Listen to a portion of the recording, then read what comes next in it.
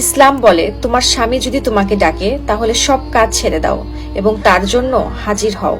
ইসলাম এটাও বলে তোমার স্বামীর জন্য তুমি প্রস্তুত থাকো এবং সাজো গোজো নিজেকে পরিপাটি রাখো। বলা হয়েছে প্রত্যেক নারীকে বাহিরে লজ্জাশীল হতে হবে এবং ঘরের স্বামীর সামনে প্রেমশীল হতে হবে।